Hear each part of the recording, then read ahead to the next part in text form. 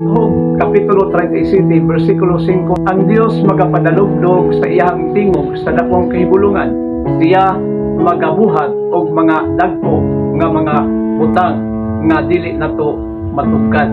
Nga sa unang panahon mga igsoon, panahon sa mga propeta sa daang tugon, ang Dios mga igsoon makigsulti sa mga propeta pinaagi sa dalugdog nga naa siya sa sulod sa dalugdog nga naibation og kahibulong ug katingala og kahadlok ang mga tawo mga igsoon tungod sa maong tingog nga ilang madungog mga igsoon nga maong tingog sa Dios, ug siya magabuhat og kahibulungan ug katingalahan nga mga butang nga dili matugkad sa tawo. Mao na mga igsoon tungod kay ang gahom ug milagro, ang katingalahang buhat sa Ginoo dili matugkad sa tawo mga igsoon. Mao nga angayan gyud nga ato ang simbahon, daygon, alagaran ang Ginoo sa limprat ug una kasing lawas ug kalakok nato kinabuhi hangtod na sa kangturan tungod kay siya ang Dios nga puno sa gahom ug kahibulungan.